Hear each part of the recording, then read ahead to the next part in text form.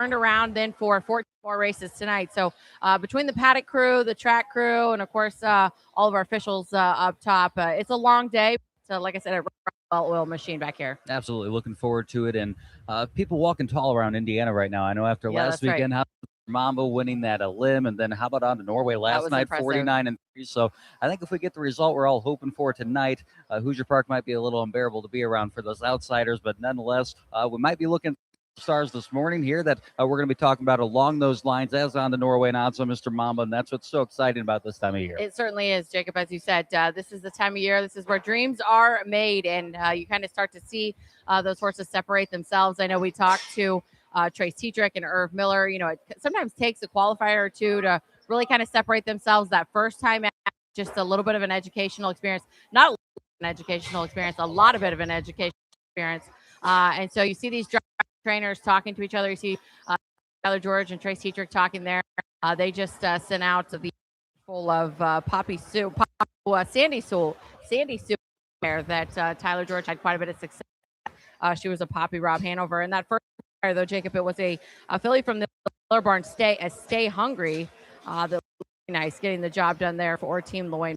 Yeah, 58-1, home in 26 at the end of it. Daughter Stay Hungry, as quarter sister, though, to an Indiana bred Princess and Pink, who also races from the Loin Miller Barn. So he us with that family, and right behind Bulldog Hanover filly from that first crop of Bulldog Hanover. I know he had that season bred the first half, and then obviously became the fastest of all time later that year. But get his first full book here, and puppy looked the part too from the Irv Miller Barn, finishing a really good second. And it's interesting, Jacob. You know, you talk about Bulldog. The complexity of our baby races has changed a little bit. We see guys like Irv Miller, of course, one of our trainers on the circuit, but you also have guys like Lucas Wallen coming in to qualify. So we see a little different where, you know, a lot of times it's pretty heavily spreads. We're seeing some complexity breeding ranks, or as far as at least the early baby races are concerned. I know today, like I said, we'll see a few Hanovers, some Poppy Robs Hanovers, Ohio breds, Muscle Hills. We talk about great racing, and the half sister to Leading Lady is finished second in the New Jersey Sire 6. Lucas Wallen has got a half sister to her qualifying a little later today too. So good horses, and like I said, a lot of goals set to go postward. Yeah, really looking forward to this again this time of year. Get through the first half of the action before we go ahead and gear up for tonight's action. But now we're going to quickly start our attention now to race number 2 here. The second qualifier field of 7 paces. For that mixed bag, we've got 6 Indiana on the outside, but we are going to kick things off at Pebble Beach. I believe the first crop of the former North America Cup champion. So looking forward to kind of get a little. Yeah, from the Irv Miller Barn, the 2 in the race, the qualifier. That's a JK filly from the Tabby DeLong Barn. This one out of the mare Fancy and Fast. She is from the Desire family, that heavily pro family from Victory Hill. This is a daughter of that Fancy Desire, but this is the first of that dam. She made $81,052. She's the daughter of Always Be.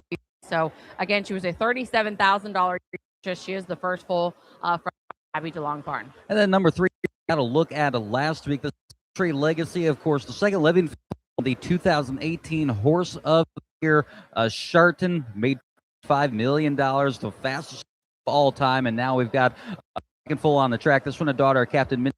Look at her last time out, she cut the mile for Trace Tetrick and Jeff. Maybe it looked like she got a little lonely on the lead for time, but nonetheless, home 27-2, pace 59 flat. Looking forward to seeing the second quarter, what the strategy is going to be, and adjustments we made. That's a perfect example what we've been talking about, Jacob. I'll be interested to watch her, see if she takes a step forward today after kind of getting that experience last week. And as you said, get wet with everything. So we'll be interested if there were any adjustments, as you said, and if she takes another step forward here. But a beautiful daughter of Captain. The 4 is Rumble B. This one from the Settler Barn. Interested to watch the 2, no stranger to the Indiana Circuit, the first full of the dam, who made 2,000 in race 4 Team Holler. She took her lifetime mark. The Cheek Please took her lifetime mark of 51 here at Hoosier Park. Conditioned mare for the Holler. So this is her first full, a Rockridge daughter, and very familiar with Hostetler family, or the Hostetler family, very with this family as well. She had an American Steel mare. Got to tell it like it is, filly right next door. 5. That's Sassy and Bold. First full from that Rock and Image mare. of course, stir it up and stir it up. She was a half sister to the likes of Matters and Tell Me It Matters. So this is a family that's a lot of success here in Indiana. First, that sister to the Sire Stakes champion, Tell Me It Matters, and Sassy and Bold. We'll get a good look at her here from. Hopefully, we can get a look at the horses on the track. Maybe not the front of the paddock. The 8, as we talk about, familiar with the Loin Miller bunch, very familiar with as well. We just saw them be in that first qualifier. They're going to try to do it again here. Tia's Legacy. This is a 2-year-old Captain Midnight. She's out of the Maria Hanover. No success on the Indiana circuit. Her 8th foal. The dam's 100% produced. This is the sister to Indiana Sire Stakes champions, Family P and the Family Man. This Tia Marie Hanover. She's produced of over 1.5 million in person. Many of those right at the hands of Loin Miller. So they're very familiar with family, as I said, and this is a Captain Midnight daughter of Tia Marie Hanover. And we're going to round things out with another daughter of Midnight. We're saying that a lot so far during these baby races.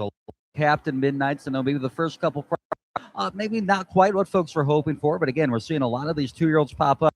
Meet You at the Beach. This is full from a Rock and Image mare. I'm all done. We're to the point where we're seeing a lot of Image mares. The That's fact crazy that he's been around this long. That means we're old. And a little later, we're going to talk about, Jacob. I know you and I had press releases about the dams and the second. That means we've been doing this for a little bit of time. But we talked about it last week, Jacob, and interesting kind of craft and trade that these drivers, this is a little further. You see the gate picking them up just the half, giving those babies an opportunity to kind of look and see it and really get familiar with it before they turn them loose. Quarter-mile stretch. I know, and that's where we got that nugget last week from Trace. It's something I'm a little bit more keen to now is watching the horses from post 4, and I know that's something Trace mentioned last week where that's where some of these babies might struggle a little. They are eye to eye with Todd Nixon, our starter there in the back of the truck, so just a little bit different for them than the horses just lining up on the outer parts of the wings here, but just a big learning experience, really backstretch on where these horses doing something a lot of them have never really done before. Exactly, as you said. And there's a change there. It looks like Marcus Miller, the 1 for Team Miller. Atlee is a tag team them, and we got to choose on. But Atlee's going to drive the 5 there, Sassy and Bold, as we out, and Marcus Miller will pick up the 1, Dane Francis. But a nice group of young pacers to go post-road, as we said, as they get ready to turn into line. Up to Michael Chamberlain for the second call. Thank you, Emily. And we have 2 driver changes to announce here. 1, Dame Francis. It will be Marcus Miller. And on the 7, Meet You at the Beach, Jordan Ross. All the others are correct in your qualifier programs as the field is now turning into the stretch.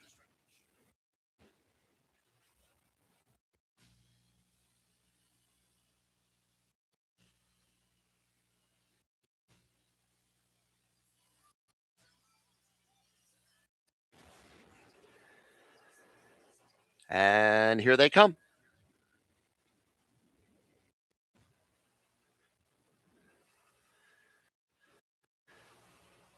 They are off. Moving up in the center, Rumble B, Country C. Dame Francis at the side makes it 3 across the track early on. JK Fast is 4th.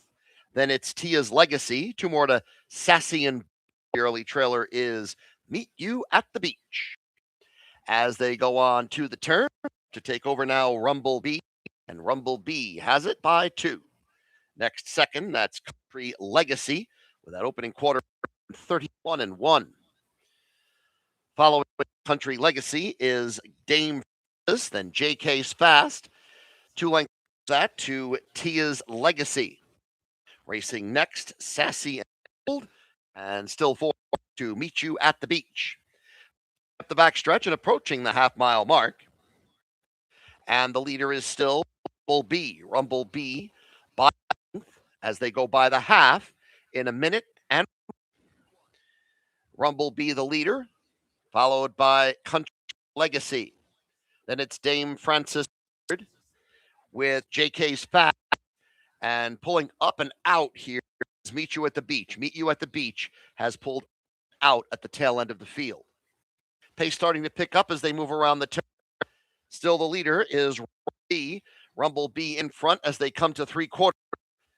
Country Legacy right behind that 3/4 time, 131, a third quarter with Rumble B in front to the outside. Country Legacy moving up on even terms with Dame Francis closing sharply down the outside too. Tia's Legacy as the field is now in the stretch with Country Legacy and Dame Francis really picking up the pace here. These two fighting it out to the finish. And Francis gets it by a head. Second was Country Legacy. Close third there with JK's Fast and Sassy in 158-1.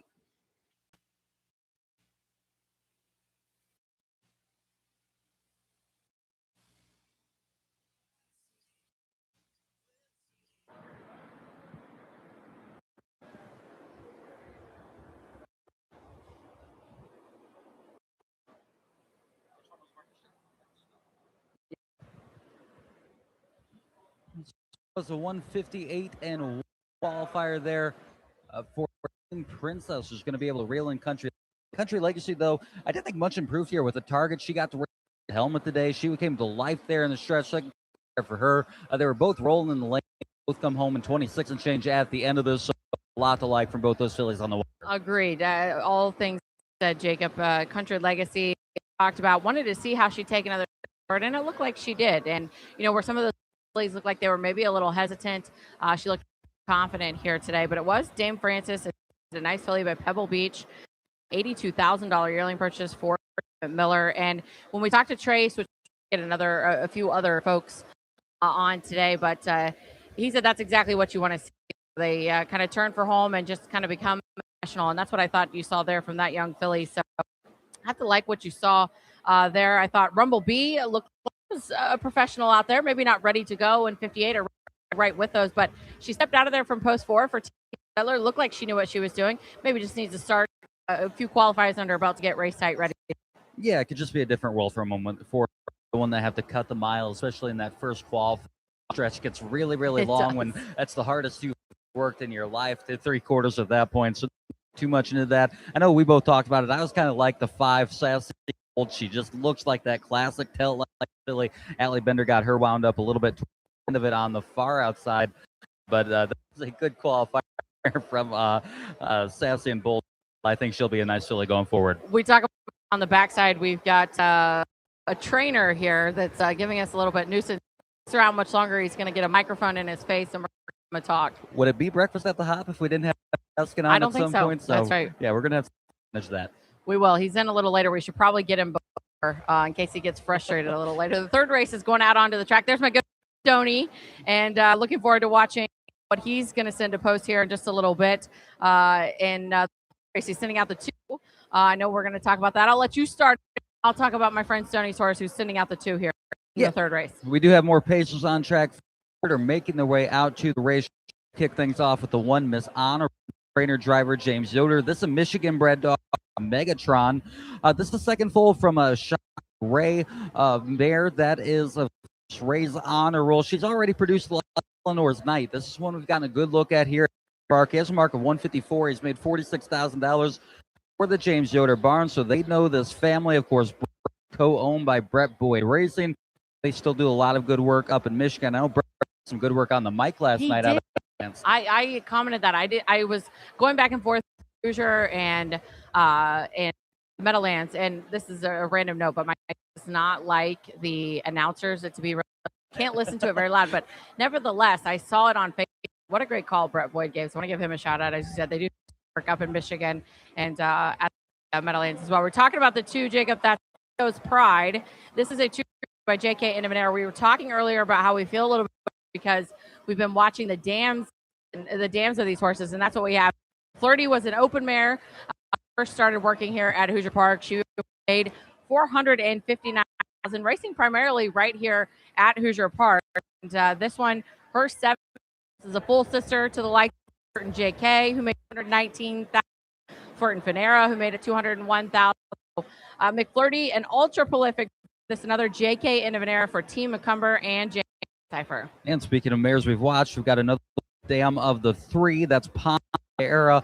She a daughter of Miss Hoosier, the 6th foal from that dam. She was a Sire Stakes champion here in made over $250,000. Took a mark 149-4. And Ponda Era Second look at this team, Seekman Philly. Good look at her last week. I liked her a lot. She made a couple moves over the course of the left the wings, got covered up, and then on to challenge the 5. We have the 8 in the mile last time out. So promised the starter of JK and Looking forward to seeing her second qualifier out. The 4 is a sweet filly by a sweet out of a Dragon again mare. Third foal from a mare that made 80,000 racing. Her first 2 foals had success. They made about 70,000 racing. So this is her third foal. Homebred, or excuse me, rather, she bred by Spring Station, bled $57,000 Lexington purchase. Again, a daughter of Sweet Lou out of a Dragon mare for Team Irv Miller. And then the 5 we have to talk, mentioned her in the 3, Ponda Era, went down to the wire last week, and their qualifier together, 158 and another one from the Irv Miller barn, and this another of JK and of an Era. Out of said mare that's talkative, a 20,000 yearling by. This is a family that had a lot of success over in Illinois. She produced $200,000 earners, both Cole Beach and Captain Star. She's also produced In a Minute, who took a mark of 151 last year at 2 from the Irv Miller barn. Miller going to go back to the well with this. They've got a good Indiana sire, JK and Avenera here in the 5 we have to talk.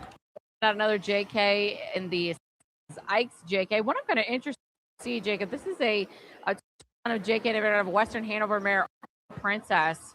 Was bred by Weaver, owned by 7 Star Stables, but the dam made 294,000. This is just her second foal. First foal was made 30,000.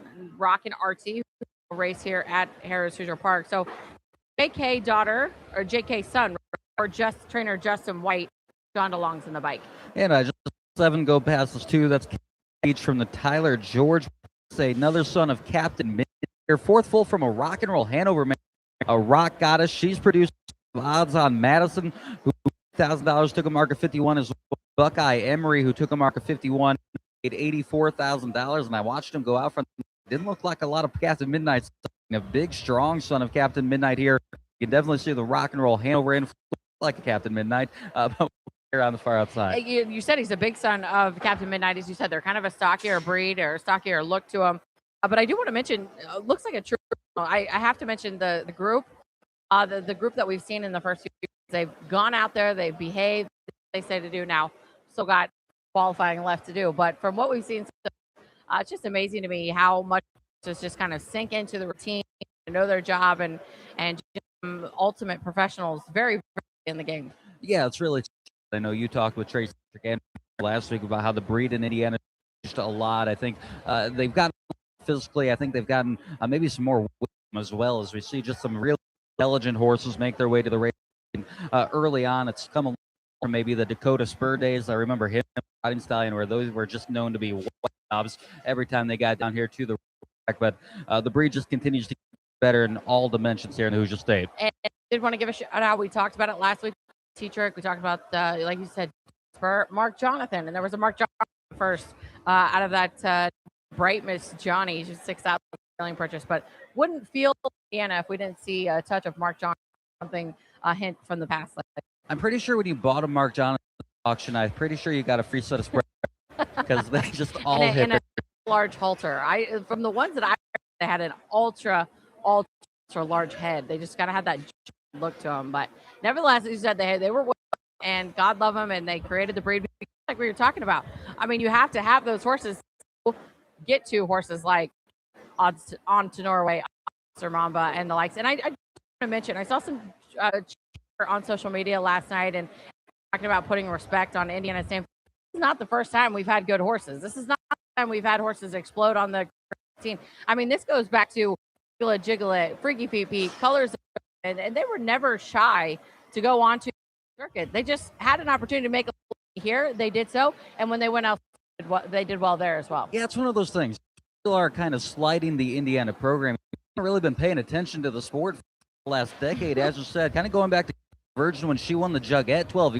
That kicked things off in the program, and all the horses since then, MM, Ponda Warriors, a bonus each day and patch here at Hoosier Park, Hannelore, Horses of the Year, champions, Breeders' Crown champions, like we've had it for the last decade, where if you think of Indiana as kind of a BC tier type program, you've just not been paying attention, because our best can go with the very best. that for about a decade straight. Yeah, and I was watching watching last night, watching the results. I mean, just consistently horses pacing home in 25 change and 49 and change at your B level and 6 eligible 3-year-old pacing colts. I mean, pace 50 last quarters in 20. That's a big mile out here. That's a 48 mile to the Meadowlands or the Red Mile or somewhere else.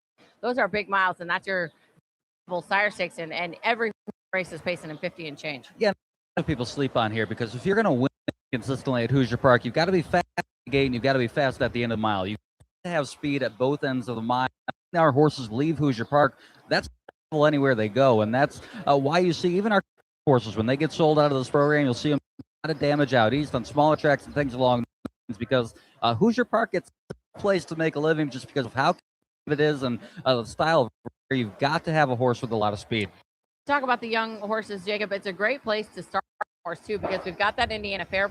Almost feeds that is like a feeder program. I know even trainer Tyler George, talking to him off camera a few weeks, he was saying it's such a great opportunity for horse some experience, going for money, $3,000 some experience, and it leads so nicely to the fair races here, the fairs here. So yes, we've got horses that are pacing in 50 and that, like you have to show speed very early.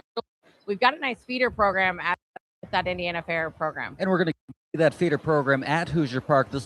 We, of course, add our 5th day. We're going to Tuesdays, and it all starts on Tuesday. Get that fair action. A 2-year-old's going to make their way to Hoosier Park, along with the 3-year-old fair horses as well. That's going to be our first look at Par Mutual racing for these 2-year-olds here at Hoosier Park. There is a ton of action on both Tuesday and Wednesday. I know we've got 13 races on Tuesday, 4 on Wednesday, and 2-year-olds plenty. Looking forward to getting them on track. And it's always interesting handicapping, right? When you're handicapping, Converse and 205, how that's going to translate Hoosier Park. So if you're up for a challenge next week, Park should be some interesting handicapping. Unbelievable how fast they're going at the fairs early. Doug Rideout just had a rebuff filly that set the track record. Really? Second start, 2:03 at Converse, just a monster mile there. I hope we get a good look at her. Tim Smith was behind Fresh Face Yankee, of course. He's got kind of another freakish 2-year-old trotting filly that we're looking forward to on Thursday night. Maybe lightning struck twice from that barn. Fresh Face Yankee, of course, undefeated. She is the Fair Queen. Her game traveled to Indiana. So keep an eye on that Fair Premier Bluebird. That's where he started last year. Stakes champion, because you're going to see some good names on a Wednesday that will translate to sire stakes. I need to into the fair program. I quickly glanced, as you said, saw some good speed. But rebuff, I saw Lucas Wallen walking around, kind of jogging around, running around. He's got quite a few, but if possible, I'd love to get him on, talk to us a little bit about what he sees from his babies. I know we talked about it last week. We've heard great things from both the temporal Hanovers and the rebuffs, but on the track as well. So I would love to get an opportunity to talk to him. Of course, he knows stranger to success of rebuff there, and I know he invested and has got quite a few rebuffs in his barn. Something we're going to see a little later on in the program. Sure to grab someone. I know we've got that first break after the 4th, so we'll be on the hunt. Grab someone to come sit down with us, but we've got the 3rd on track here at Park. They are behind the gate on the backstretch, getting some schooling there, and then they're going to get turned loose as we'll turn things over to Michael Chamberlain of the 3rd baby race. Thank you, Jacob, as the field is now approaching second turn here at Harrah's Hoosier Park. There is one scratch out of this race, the 6 JK. So we'll have a field of 6 pacing 1 mile as they are making their way around for the start.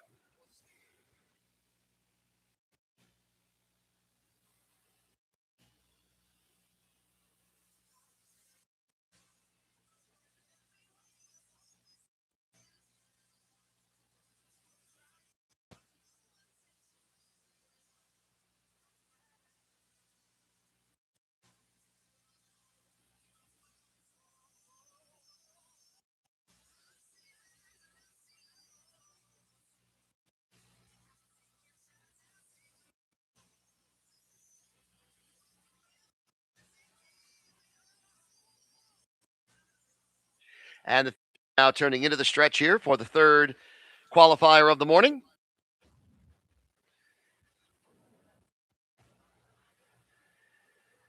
Here they come.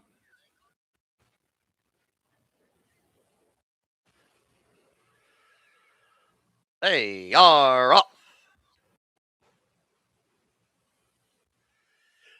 Side, Miss Honorable. Also moving up is Panda Era. Aleo's Pride is next in third with We Have to Talk. It's Captain Peach, and sixth early on, Ryan Station. Field moving to the first turn.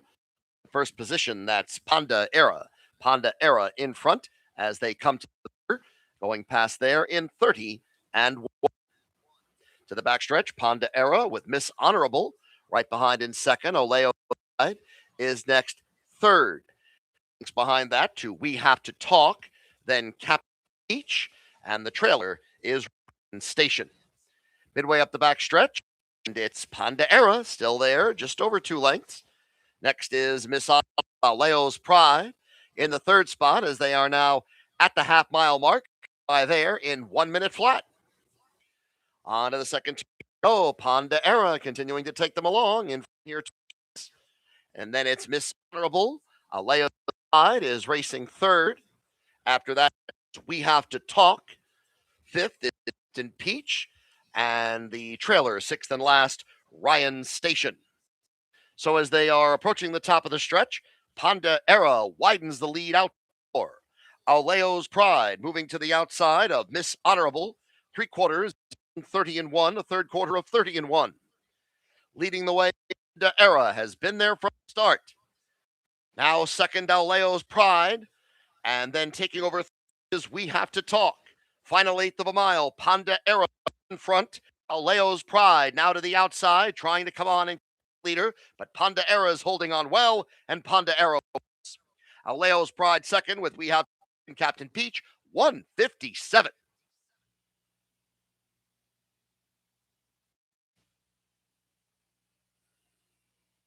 $157 there for Panda.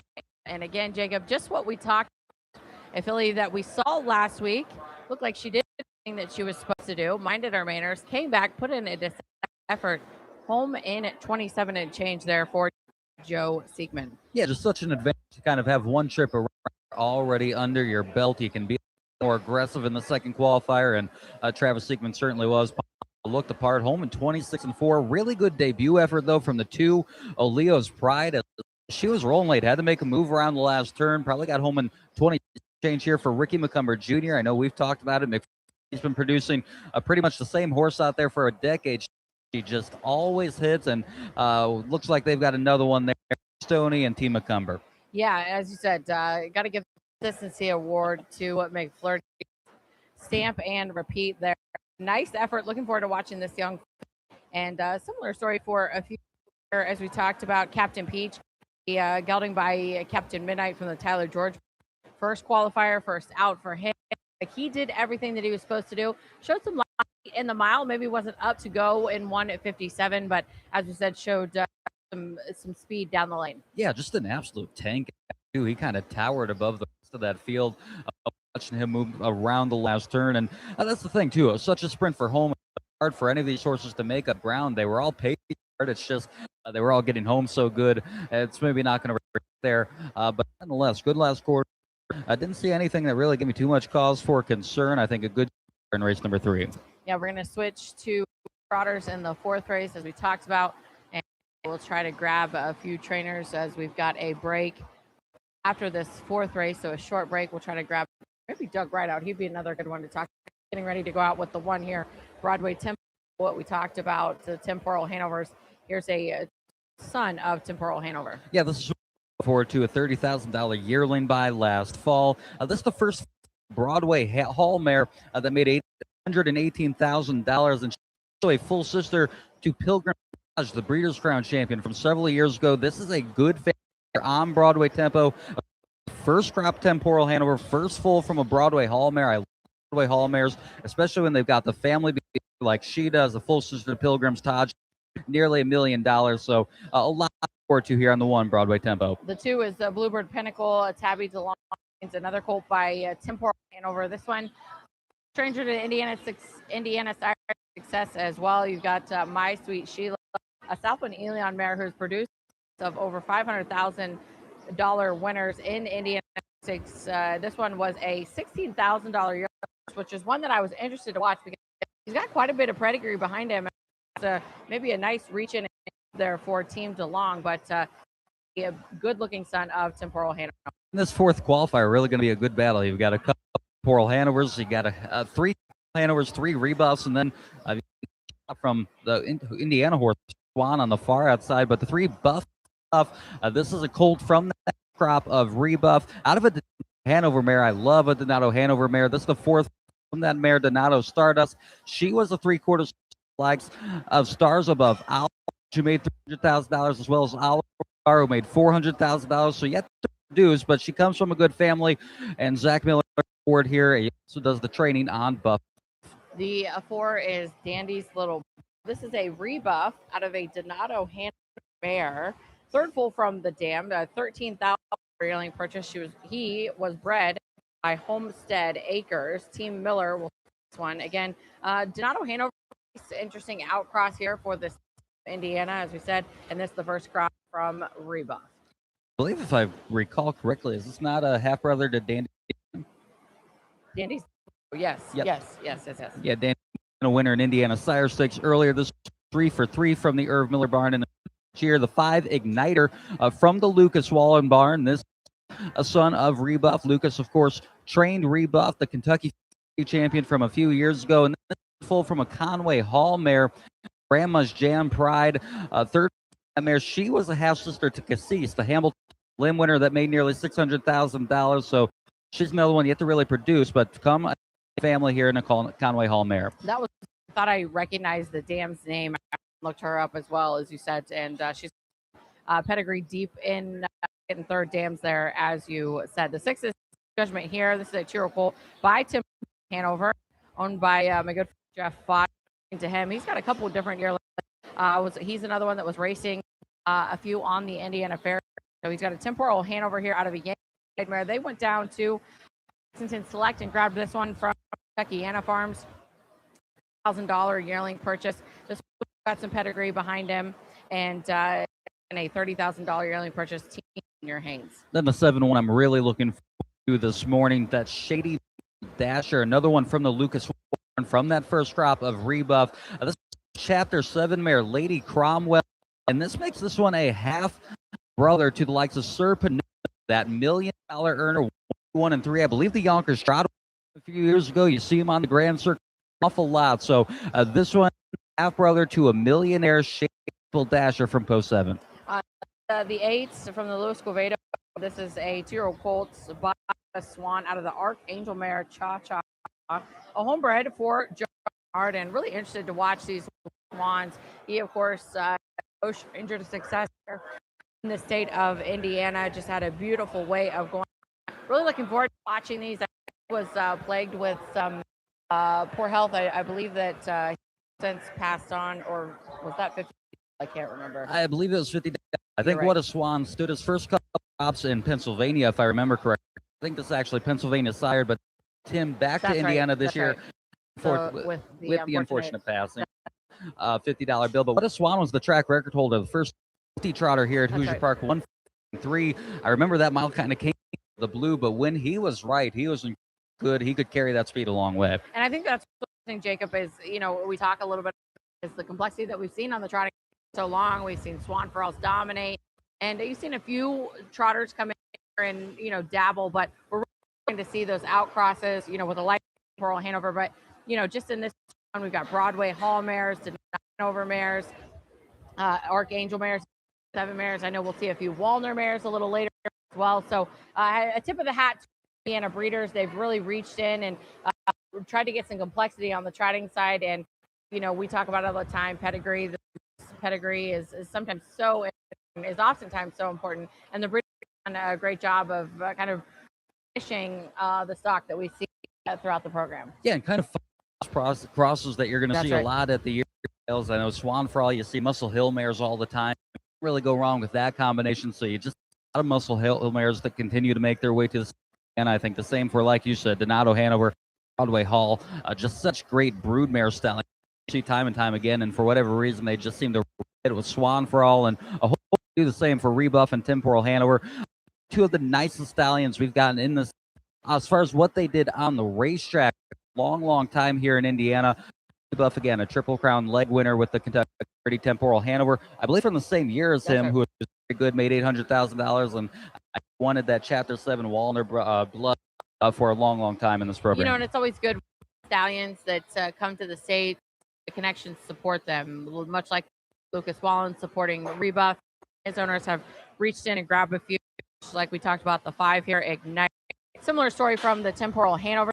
Even John Bernard, he's done such a, a little later we'll see a What a Swan out of Westland Quest, world champion mare a little later on. So they've done a great job supporting the stallions, and I know that's oftentimes so important from a stallion's production standpoint, is having the support of the mares and getting those good mares. And it's always great when a trainer believes in the stallion, dips in and grabs a few and races them right here in the state.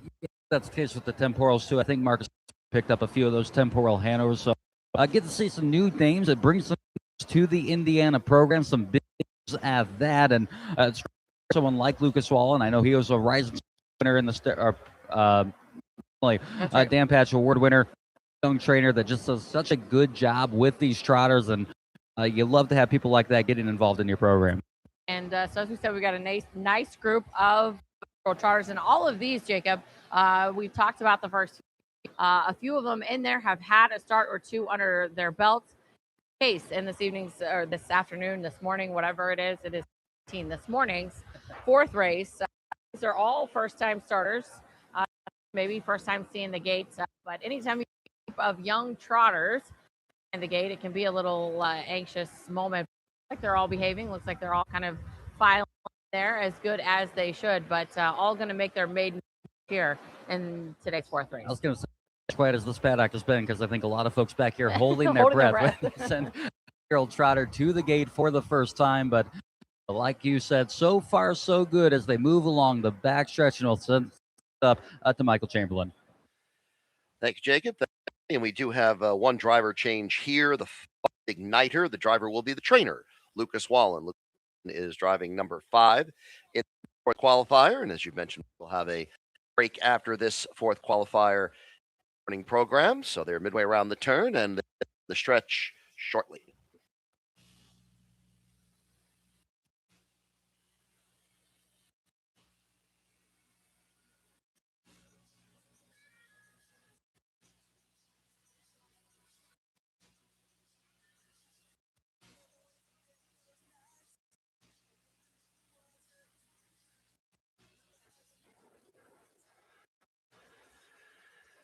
And the field now, and here they come for the 4th fire.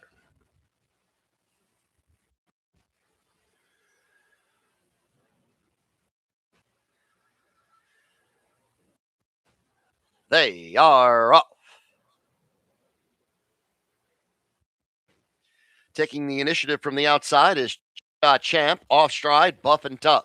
Buff and Tough went on the start, also on a break, is no judgment here. So they're moving to the turn, and it's Champ, 3 lengths in front.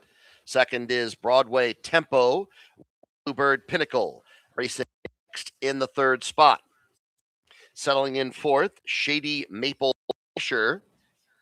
And then comes Dandy's Little with Igniter, quarter 32 and 3. And on the backstretch, Cha, a 4-length lead. Racing is Broadway Tempo, and then another 3 back to Bluebird Pinnacle. Behind that to Shady Dasher. Then comes Dandy's Little Bro. Another 3 back to Igniter. And the 2 breakers, no judgment here, and Buff and Tougher well behind. So they're a half-mile pole by there in 1 minute and 3. Moving to the 2nd turn, and it's Cha Champ up top. The lead at the start, still there. Next in Broadway Tempo. Bluebird Pinnacle is 3rd. 4 further lengths away to Maple Dasher. Then comes Dandy's Little, and another break of 4 off to Ignite.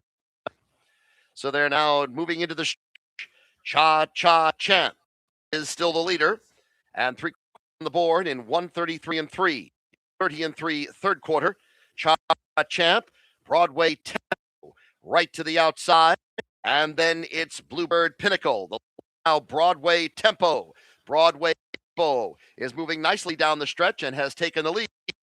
Then it's Cha Cha Champ and Bluebird Pinnacle. Broadway Tempo's in front, and Broadway Tempo is home free. Second, it is Cha Cha Champ, then Dandy's Little Bro and Bluebird in 2 minutes, 2 and 2.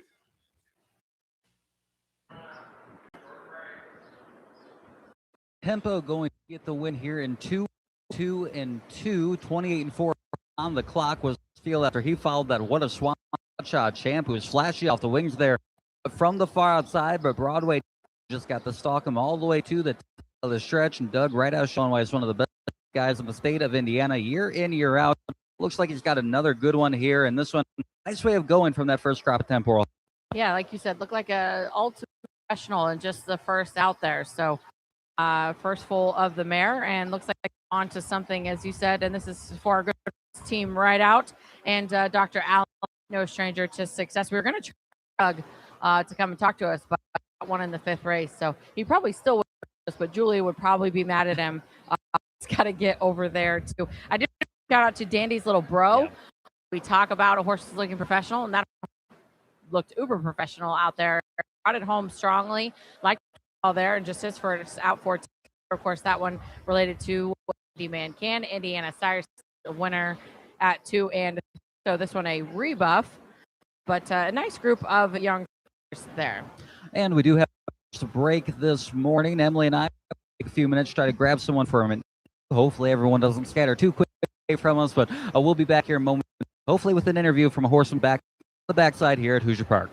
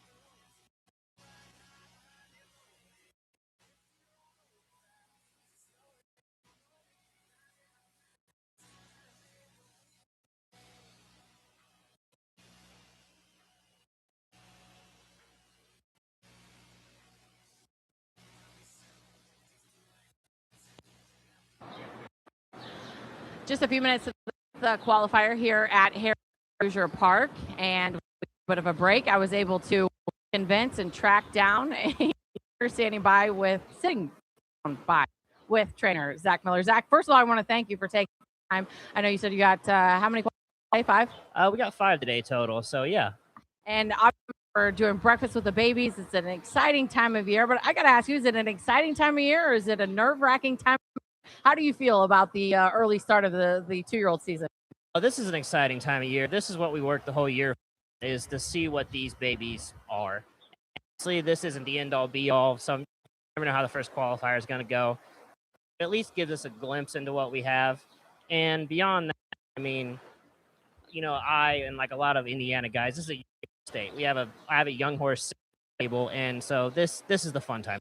It is a fun time of year, and you kind of walk to the next question. A lot of ways to kind of approach 2-year-olds. It's an exciting time of year. Talk to us a little bit about how you approach it. You know, first-time qualifiers. I know you guys have had a lot of success on the Indiana Sires circuit. You've also had a lot of success on the Fair circuit, but talk us through maybe how you approach that. Do you qualify? Do you pairs? How does that work for your stable? Kind of depends on a per horse basis.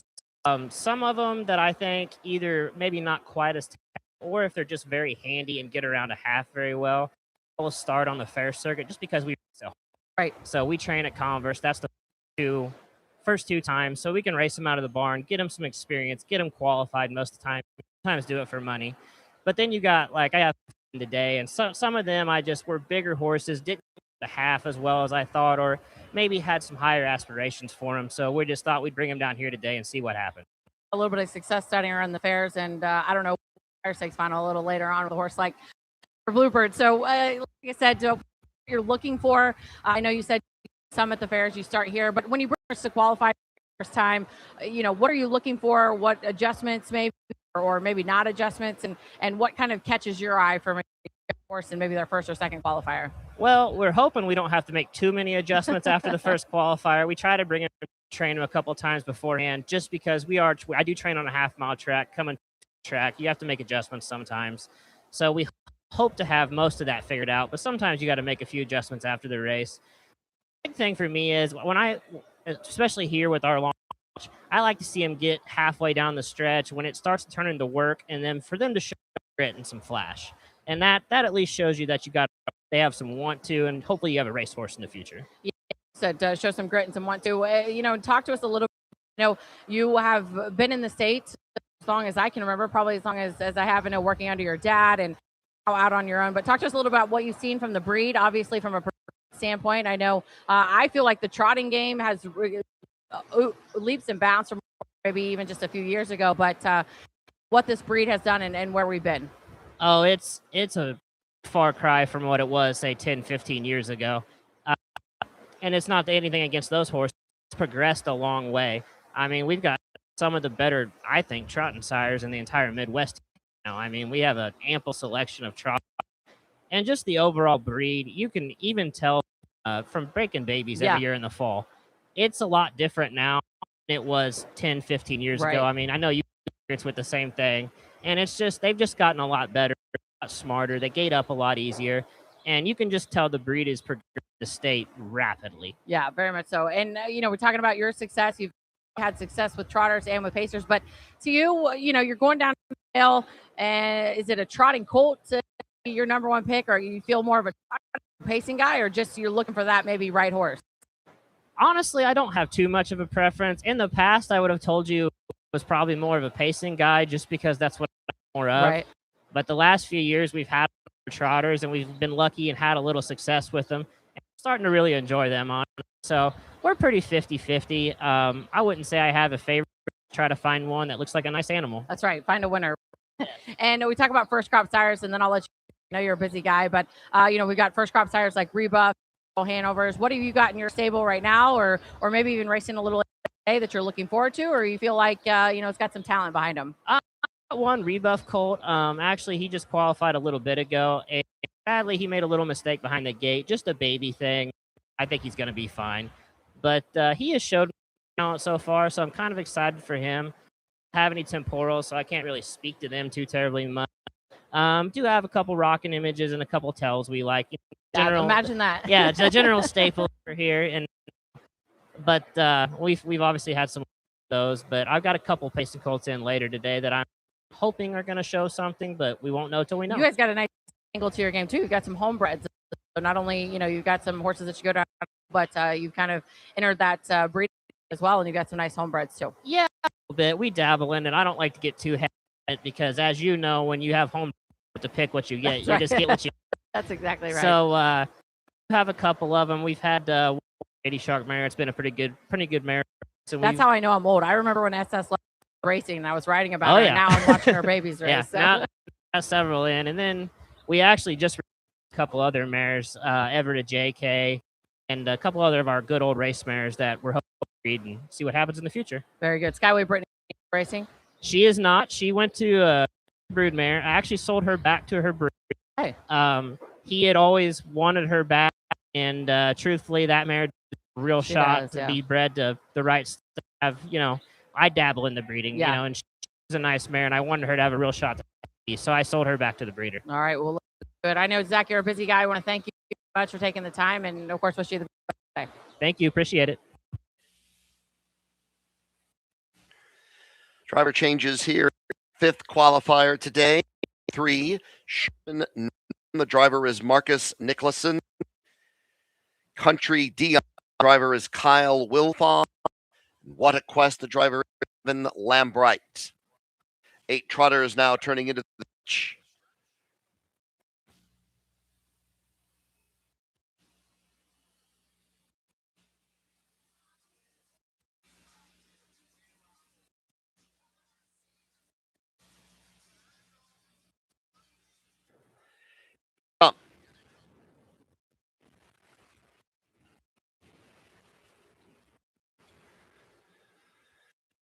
They are off.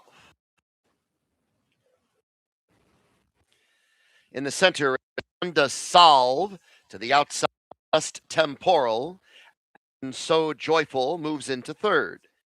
Sherman Norton and Tipsy in Vegas 2. The following 2 are Oliver Blue and Country Dion, 3 lengths behind that to What a Quest.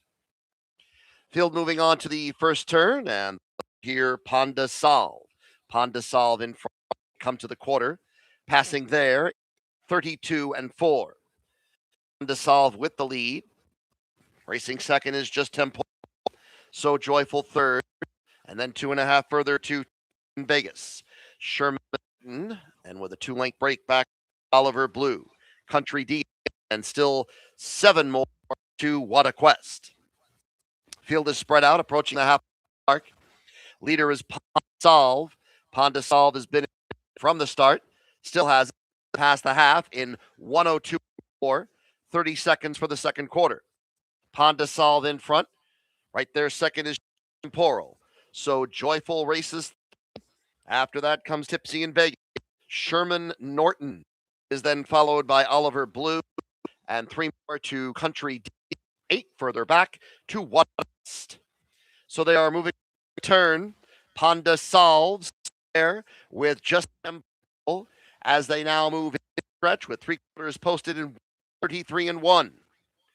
Ponda Solve, Just Temporal is second, and then So Joyful third. Tipsy in Vegas fourth.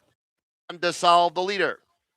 Just Temporal 3 lengths to So Joyful, and Tipsy in Vegas. Ponda in front coming to the finish, and the Solve goes all the way in front. Just Temporal second, then So Joyful and Sherman Norton in 2:01 flat.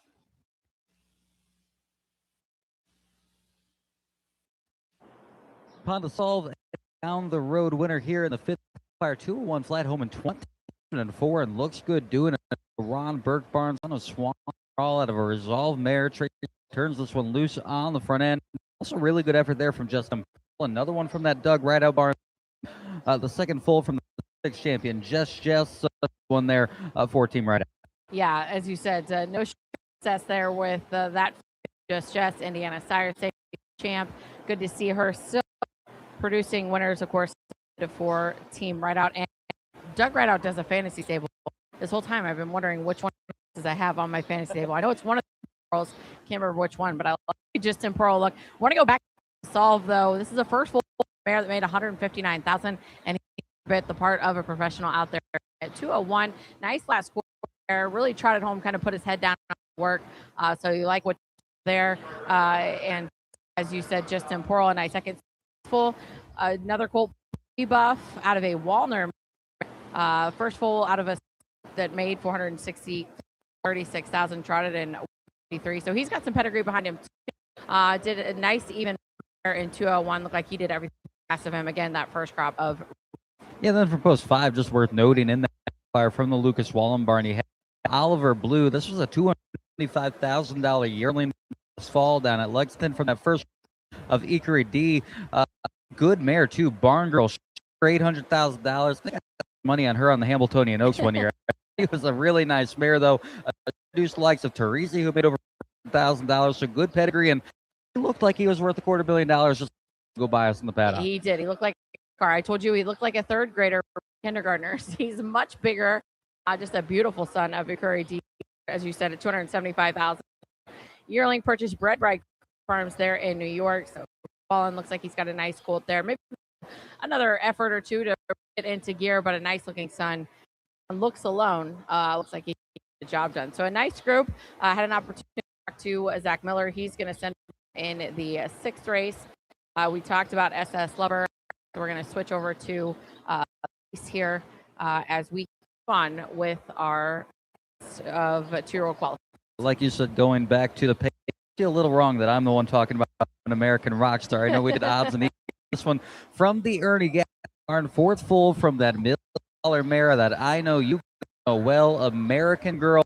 I know we saw Man of Mickey last night here at Hoosier Park. So just produced a couple good ones already.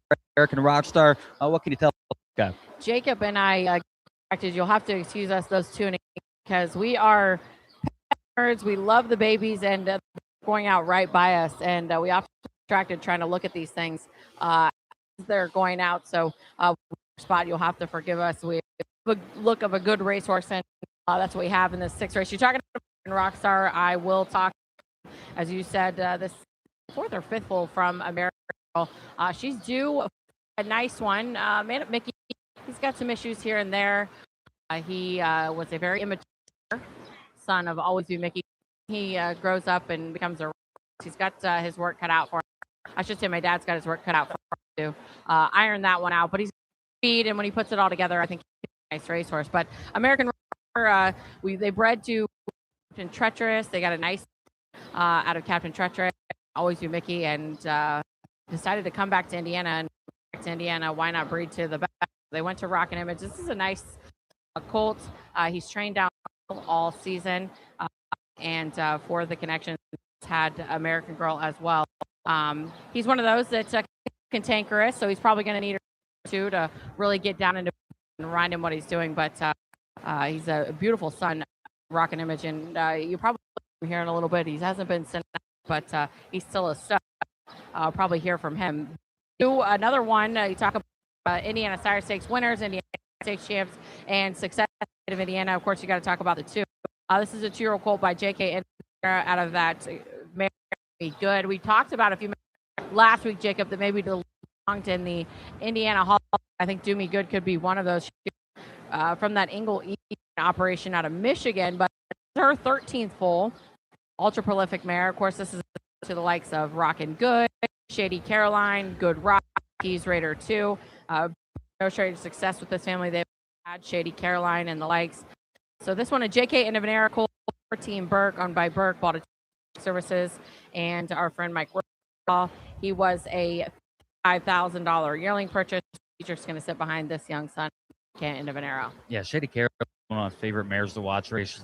Hitting mare week in, week out. I know it didn't make much talking about the 1. It does make a little more talking about the 3. Freaky Love from Freaky Feet Pete, the Breeders' Crown champion. Zach Miller. This one, as we did American Rockstar roll right out. He knows how to make an entrance. You miss him when he's going somewhere. I said, I don't think he's been sent out yet. We will probably hear him, and my dad's chagrin, he shakes as he walks on by, but never a dull moment. There's another look at another mile. Again, of course, you guys will get him on the track, but a nice looking son. We're talking about Freaky Lover. I'm going to talk about What a Tell, another ultra prolific mare, the Indiana Sire Stakes, course, Indiana's leading Victory Hill Farm. This is a brother compromising Z-Tam, made 573,000. Likes of it, recent Sire Stakes champ Grace, who made 564,000, and Roaring Kitty 222,000. So pedigree for days on this young colt, like it is from the Ricky McCumber barn, a $41,000 purchase. Victory Hill opted to hold on to this one. So this one, of course, has got some pedigree for him as well. Then you have the 5 I Didn't Know from that first Gulf Shores. This one, a dual Minnesota sire bred, making his second fire from the Walter Haynes Jr. barn, 59-4. The last 28-2 for Brandon Bay. First foal from a well-said that made 41,000 on the 5. Well, I didn't know. The 6 great victory here as well. This is a 2-year-old son. I tell it like it is from the Mill. A $56,000 purchase out of that Captain Trainer. The Party's Rocking. You might know her because she's produced the likes of Marshish. Of course, 400,000, 150-1 for that filly. The Dame % producer. The second foal is Show, who made 30,000. So I feel like the Dam has proven herself there. Is a 2-year-old like it is. Again, a $56,000 purchase. Bred by Lucky and Irv Miller trains. 7, we got an Ohio sire, son of Down by the Sea. Second qualifier here from the Irv barn after just missed last week. 3, 157. A good effort there. This is the full from a Jeremy's Jet Ivy that made 160,000. She, of course, from a great family here in Indiana. Ivy pulls the second dam on this. She's produced a miracle. Always a miracle of really good ones. So Ivy, they took that blood over to Ohio, got a down by gelding out of her, and a very, very good last week one I'm looking to see in this week. Yeah, this is one I know you last week. He's a good looking down by the seaside, big down by the seaside. And this is one of the, like we said, had some experience. 5, well, I didn't know, qualified last week, 4th, paced in 59-4, but Atlantic Ivy rode that late closing kick last week. I'm interested to see how this is another step forward here today. Again, after a qualifier on his belt, and 26-3 in that first. The 5 and the 7 have experience. The others are out in their maiden voyage today. Yeah, and as we're before American Rockstar, maybe me a little bit there on the 3 Lover. That's the 5th full from a Shitty Shark mare, SS Lover. She has a cool Hoosier Park. I remember her racing when I turned. She made nearly 70,000. She's also produced the likes of Trouble, a horse with a mark of 104, made over 150,000. This is a homebred from the Zach Miller barn. 3. This is Indiana through and through. You saw SS Lover. I guess I wasn't paying attention by Freaky Feet Pete. So this is Indiana through and through. Owned, trained, both the side and the dam. So you love to see it, as you said. And I thought what was interesting, Miller saying, first guy trains at Converse. And so it's no skin off their backs to Converse. But if he sees a horse is a little bigger, doesn't get around the track, or maybe has a little more than he thinks, comes here to qualify. So I thought that was kind of an interesting strategy for him. And Zach Miller does such a great job with the young horse. And I thought that was great. He really kind of takes it on a case by case basis. Yeah, and there have been a lot of good horses at this Converse Fairground. Alvin stabled there for a long time too, and I'd like to tell me about the others. Emmons Bud, who we saw win the Open last night. Alvin's such a great horseman. I think he's passed a lot of it down to Zach. I see another generation there that's doing a lot of good work here in this Hoosier. Yeah, and as you said, a lot of pedigree through and through in this race, like we talked about. Homebred, and then of course you've got kind of that Victory Hill life with the likes of Cosmic Grace and a few of those. Gonna mix though. We've got Minnesota bred, as we I didn't know. That's the of the Gulf Shores. If Fouts does supporting and promoting that stallion Minnesota program. I know in Indiana, Minnesota, Ohio as well. Looking forward to seeing make his second start. Here shortly as they're on the behind the gate and in line. Up to Michael. And we have a driver, John, number 5. Well, no, that'll be Jordan Ross driving that one. He's qualifier number 6. A field of 7. And here they come.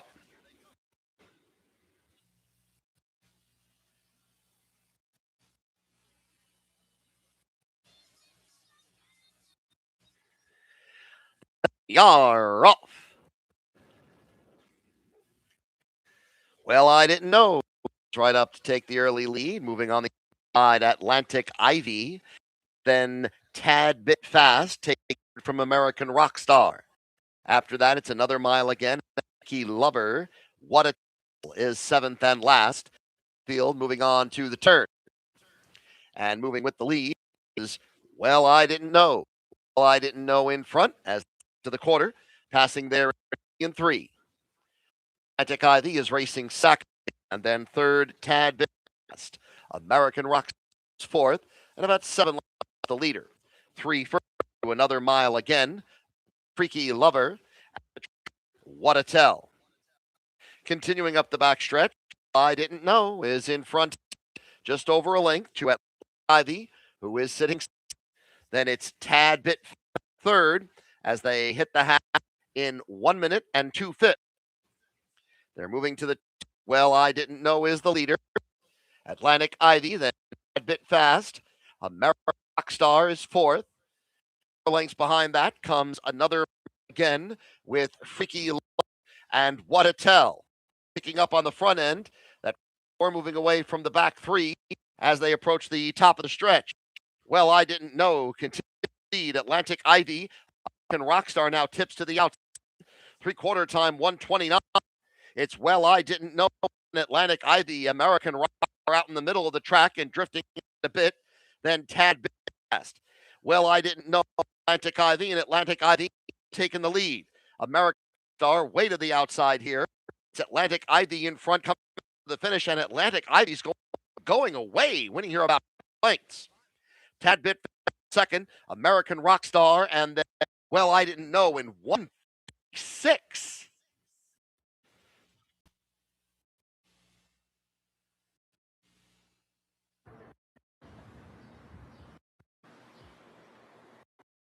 Flashy qualifier here, 56 flat for Atlantic Ivy, who got that perfect pocket ride and was ready to through in his second qualifier.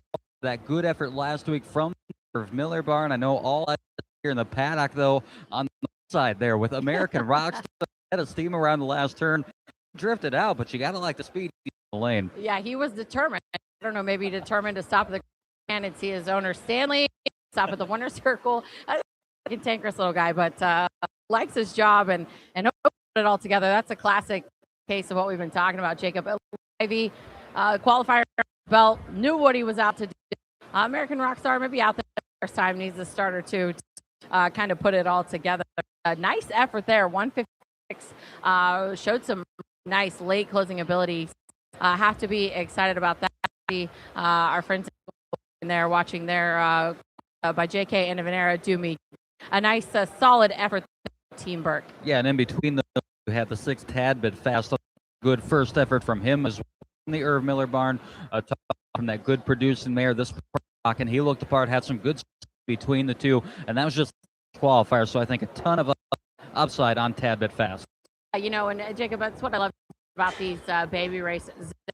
You know, it's kind of a labor of love talking about it, right? We're going to be here in the morning, but then tonight as well. But, you know, in weeks, in a few months when we're talking about the you know, we'll be here talking about watching their qualifiers and just watching the progression horses make is just simply phenomenal. And like we talked about, you know, it really takes a time or two and they just, it seems, you know, people often talk about, you know, the progression of the breed. And I think that's exactly what these horses, they get out there starts and they know their job and they were bred to do. It's something I've really enjoyed about this series too, is I focus a little bit more on these horses, do the studying up for, kind of keep track of them. I know we got the flights last year. I remember he had so much speed, but he could be a little pink out there on the track and watch her.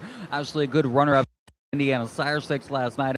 Charlotte Frankenstein a few years ago, in the part right out of the gate. So it has been a lot of fun with a start of the series. This 2-year-old are ready to go in June. You keep a little closer tab, and they've been fun to follow along. Yeah, certainly have. And what's fun about this time of year, I talked to Zach Miller, and it's always interesting to hear how the trainers feel about this time of year. High pressure situation, but I talked to Dad and a lot of folks about it. Really no greater time. Now is, that's what wakes up in the morning. You talk about the long and the hours that these folks and stuff, but you do it for this year, and that's to find the whether you're a breeder, an owner, trainer, or a driver. It's what you get up every morning to do it for, and those great horses, and right, that's all it starts. Yeah, until they cross the first time, you still got hope, and that's a powerful thing in this business. I still got everything in front of you, and hopefully after a couple qualifiers, they're able to maintain hope. I think we've seen several so far this morning where the dream is alive, and just the part out there. And we talk about climate changes. If we see Gaskin swing around there, there's driver John. Ask him if he could use a Murphy blind pole there. But we talk about adjustments, and that's exactly what you have. Young baby races, kind of adjustments here and there. And I just saw Doug Rideout walk and go try to grab him real quick. Give me a second if you want to. Seventh race, I'll go try to grab Doug Rideout. Yeah, we'll let him track him down. Get him. We'll be back here for the 7th with trainer Doug Rideout. Otherwise, we'll be ready to roll. We have a field of 8 back on the trot. Some flashy pets in here for race number 7. Back in just a moment with Doug Rideout joining us.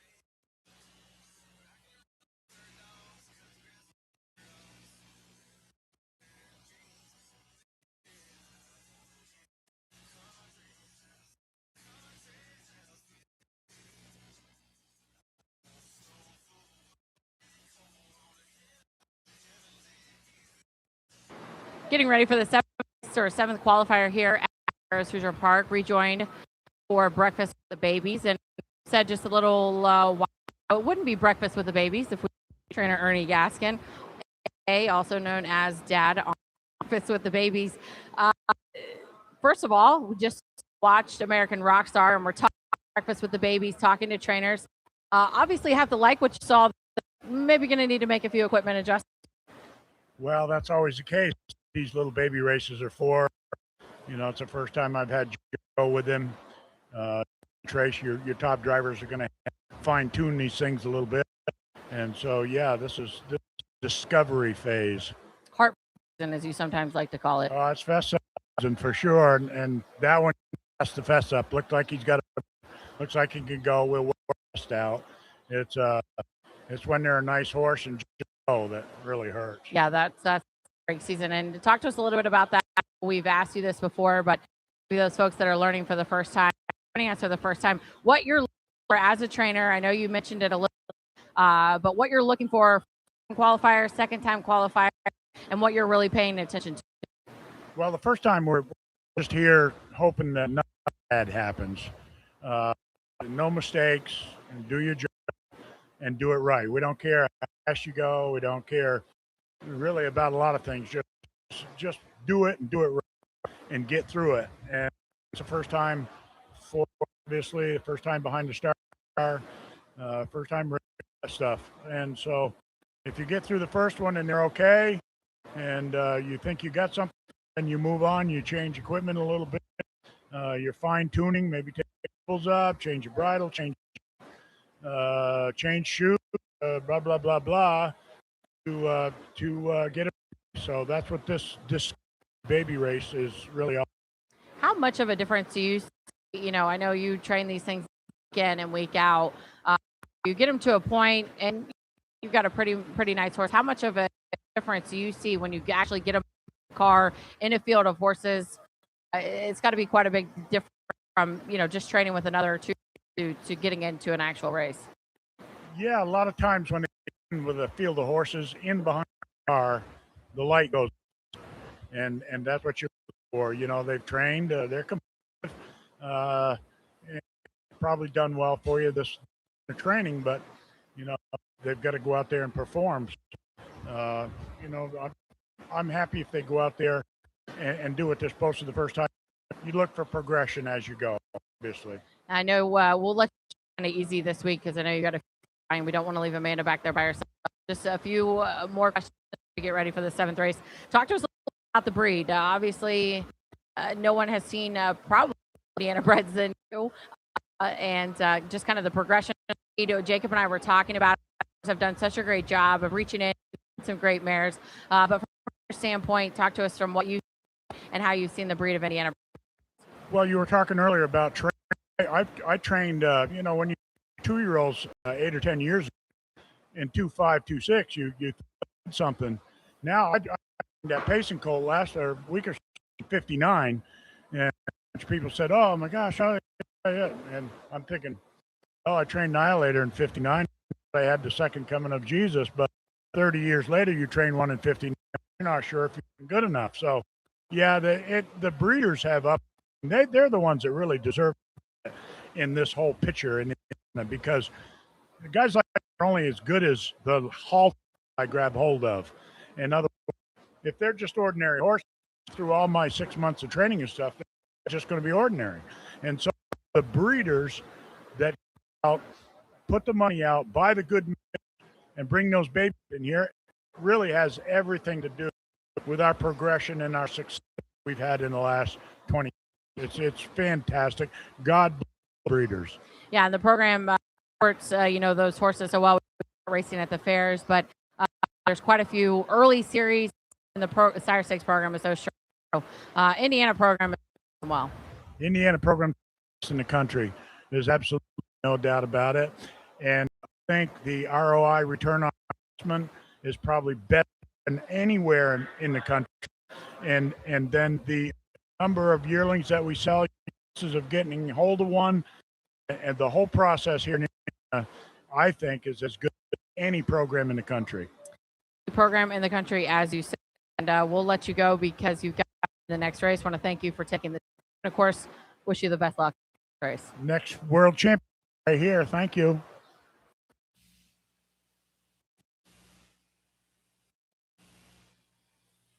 Be trotters, and really looking over it, we've got Mr. to Unhinged, who we've seen race here at Hoosier Park, made 100,000. It's got a mark of 151.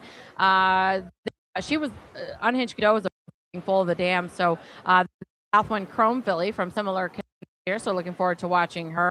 But we've got quite a few temporal horses in here. I know Burke is sitting out. Ken Rucker's got one out of it. Mare, half sister to NC in the 4. It was a $1,000 yearling purchase. Yeah, and I know going back to South Rome, I know I've loved what I've seen him over in Illinois. I kind of want to make it over to Illinois this fall and maybe because I love what I see. This is a Muscle Hill, though. A little agree here.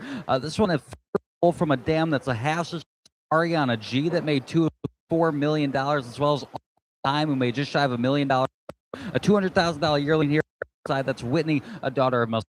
And I wanted to mention Just Dior from the Luke barn. This is a green filly out of that Muscle mare. Like $210,000. She was bred by Marvin Cash, Livefield, but this is a sister too, Leading Lady, who of course has made $166,000. Nancy Tactor finished second in the $100,000 New Jersey Sires, trotting in 150-3. She is the 6th, Lucas Wallen. We are off. Moving to the center is Dublin's Laura, up from the outside, Gladden, and Whitney is at the inside with Ding Love next. Unchanged Adieu is racing.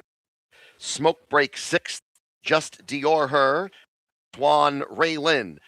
The field of 8 moving on to the Gladden has it just a length as to the quarter, going by in 31 seconds. Dublin's Flora is second, and then it's further to Whitney. Ding Love is racing 4, another 2.5 back. Smoke Break off stride on the backstretch. Hinged Adieu. Hinged Adieu went on a break backstretch. So as they are at the midway backstretch, Gladden is the lead, followed by Dublin's Flora, then Whitney. Tempting Love, field to the half. Now is up in 1:03, 2 seconds, second quarter, as they move for the second turn. Gladden in front of Flora is third, and followed by Tempting Love, Smoke Break. It's Just Dior Her and Swan Ray Lynn. As they move around the turn, Dublin's Flora is to the outside of Gladden, approaching the top of the stretch. Third is Whitney, and then Tempting Love with 3/4 up in 1:54-3. 1-3 for the third quarter, as they are now Gladden in front and 2 lengths. Flora, then Whitney, and Tempting Love. Final 1/8 of a mile. It is Gladden who now and has stretched that lead out to 3. Gladden in front, and it will be Gladden to by 3 lengths. Whitney got up for second. Dublin's Flora and Tempting Love 2:02.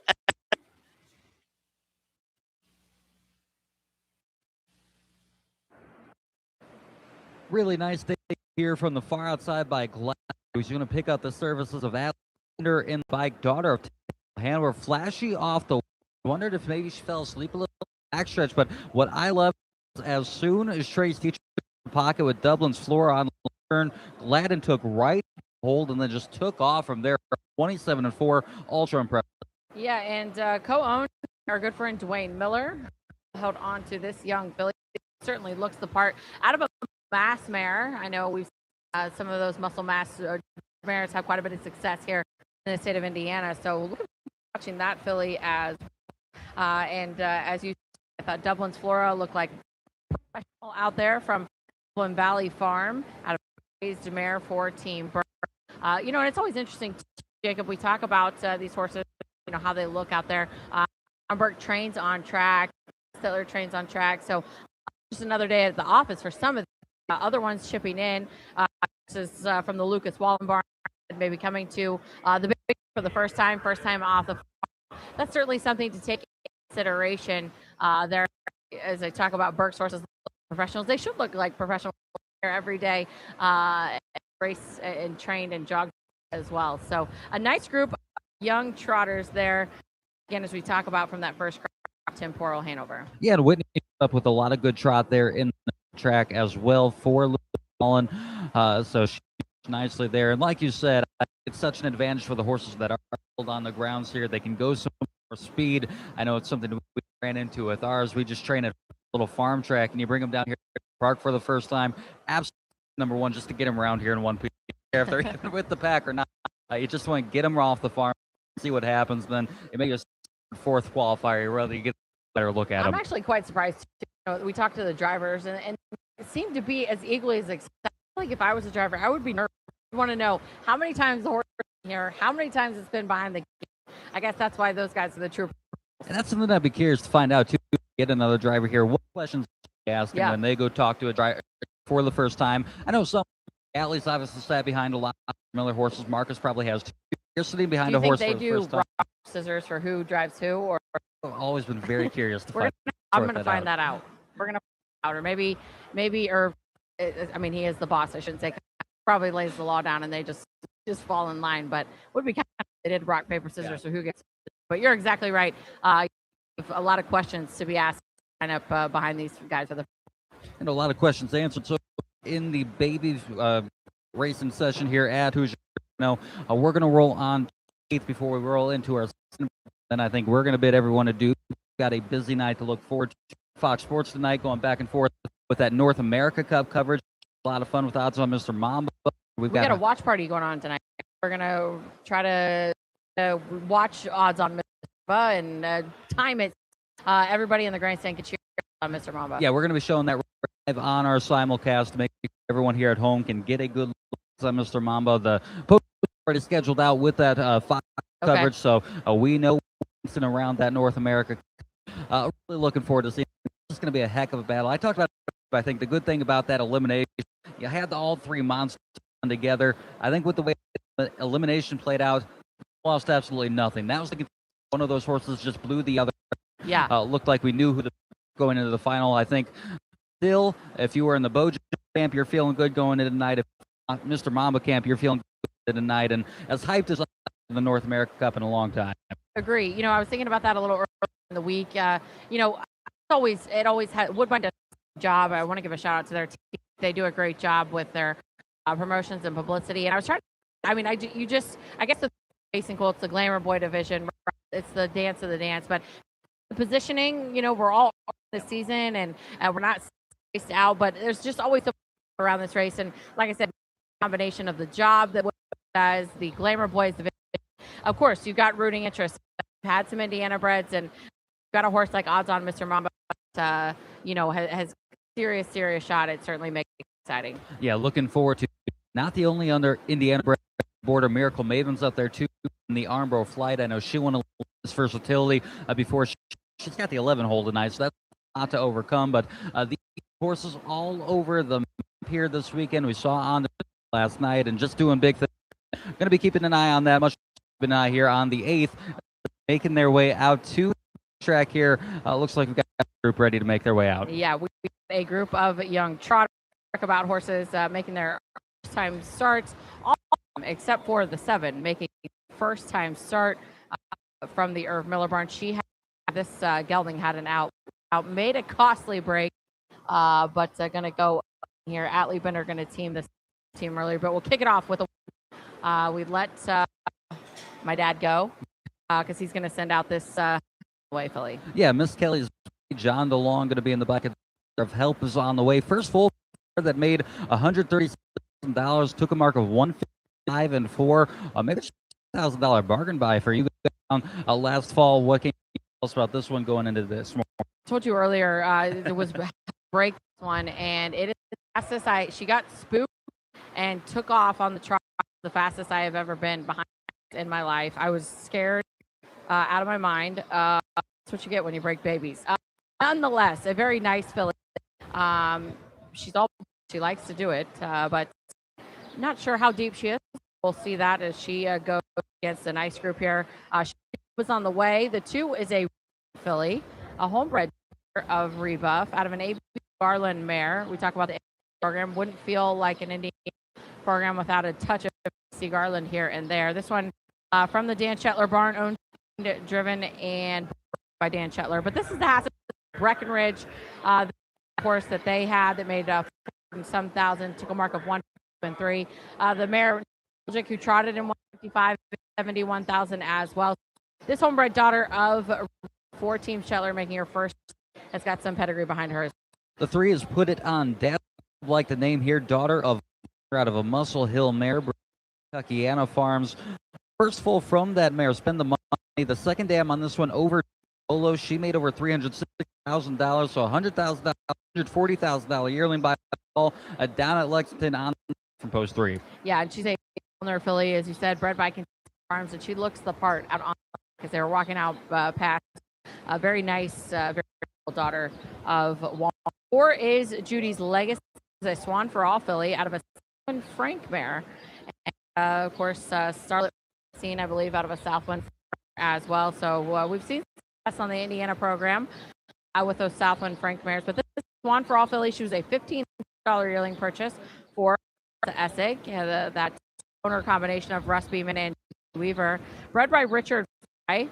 And dam made $180,000 and took a mark of 1.4. So this young filly, Swan for All, making her first start here for the 5 Swan Jocelyn Ron Burke Barn, daughter of Swan out of a Muscles Yankee mare, $47,000 yearling last fall, bred by Oakwood Farms, and it's the 7th foal from that Muscle mare. She's produced 3 6 already. Southwind, Tesla, G, and Manoa, so she's a good producer here, and she's going to leave from post 5. And the chance to talk to her groom, Duncan, a little earlier. She said she's a very filly, maybe a little gangly, but she has the trotting filly ears to see in a young child. The 6 is Intricate Dance for Ride Out, and another by Temporal Hanover out of an Explosive Matter mare by Jared Fry and Myron of Indiana. $30,000 yearling purchase. She's the 4th foal, the dam, who made $162,000, a mark of 154. Moderate success here, but again, first crop, Temporal Hanover. And then from that first crop at Temporal Hanover, I'm tempted. You mentioned the only a line on the program jumping off last week, so they're looking for a line here. Is Team well bred out of that bridge mare Cheetah Hall. She's pretty likes a Swiss Swanda, the Sire Stakes winner that made $150,000. She started Hambletonian Oaks as well from the barn. She's also produced Pride, who made $200,000. Family here that Herb Miller's had a lot of success with on the far outside. We were talking about a lot of things going on. Of course, we'll be doing breakfast movies every Saturday, Jacob, month of June. So lots to look forward to. And as we talk about, we watched our friend Frank Baldacchino's On to Win last night at the Meadowlands, track record fashion, very impressively. Just wanted to share a little note that Miracle Maven will show the world. He told us not to sleep on her. So there you have it, folks. Be sure to watch her. Go to post tonight, a little on in the Woodbine card. Yeah, Frank's had a lot of success with that, trotting, kind of stay in Indiana, and then out east and take on the big, of course, Hannelore, Hanover, and Miracle Maven, looking to follow those footsteps. I will say she looked in the Mr. Versatility, like certainly got the capability. The Sire Stakes champion from last year really kind of dominated that from start to finish. So I want her to fly under the radar with it on to Norway and odds on Mr. Indiana, not just a show. Yeah, exactly. And what we're seeing here, breakfast with the babies, as we talk to, we see some big farms reaching in their toes in as they have past, but just like we talked about, really progressing, and I think it's just going to continue to do great things, and that's what's so much fun talking about these young. And on that note, I think next we're going to be joined by Jamie McCumber for with the babies, as she's going to talk about sale this fall, the Midwest Horse Sale. They had their first run at this year. I know they've made some going into this year, but she's someone who's kind of responsible for going at all these yearlings and kind of debate what's going into that year. I know with Dr. J, who's very involved in that as well. So good to have Jamie in here. She's kind of seen from all angles, and she'll be able to give us insight. Yeah, and if he is tuning in and has any questions, we always encourage you to reach out to Jacob on myself. You can reach out to us on social media. You can also comment on our YouTube post here. If you've got any questions, Jamie, anything you'd like to ask, screen the questions. Funny business, but if you've got any questions for Jamie, or we're back here in the paddock as we talking and having the opportunity to talk to a lot of the drivers. So feel free to let us know. Interactive program. hear from folks that are tuning in. If you've got any questions, they're street legal, we're happy to ask them. Absolutely, as we do have this 8th qualifier on gate and in. We'll come back with a quick recap and kind of bid everyone to do his midway point of our qualifiers this morning on the last for the 8th qualifier, field of 7 up.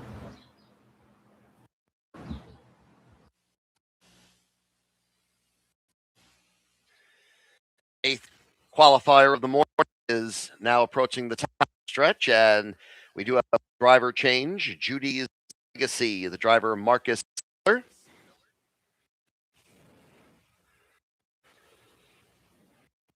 Field now turning into the stretch.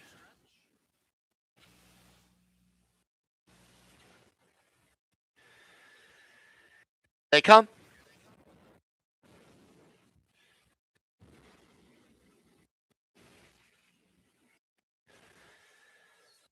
They are up. And away for the lead is Swan Jocelyn. Swan Jocelyn early on. In Prazana, your cricket dance, and Legacy. I'm tempted. Caught on the outside. The last is Kelly's Baby and Dad's Tab. As they move on to the turn, the leader is Swan Jocelyn. Swan Jocelyn front as they come to the quarter mile, going by there in 3rd and 3. Intricate Dance is racing 2nd. And then after that, Judy's I'm Tempted is 4th. 2 behind that, Zana, and another half to the trailing twosome of Kelly's Baby and Put Dad's Tab. Up the back stretch, and still Swan Jocelyn. Jocelyn has it, and sitting is Intricate Dance. Racing 3rd, Judy's Legacy, as they now pass the mile mark. 102 and 4. 1 and 1 for the 2nd quarter, and they're moving on to the 2nd turn. Swan Jocelyn in front. Intricate Dance is then followed by Judy's Legacy. 2 further length away. I'm Tempted in 4th, and 5th is a good distance now. Last twosome, Put It On Dad's and Miss Kelly's Baby. Field turning into the 3 quarters in 133. Jocelyn is in front. Intricate Dance next in 2nd, and going off stride in the off stride was Judy's Legacy. As the field is, or rather that I'm tempted off stride. It is Swan Jocelyn coming down to the finish. Intricate Dance, and then Judy's Legacy. But the leader, Swan Jocelyn, Intricate Dance was 2nd. Then Judy's Legacy and Prazana in 201 and 1.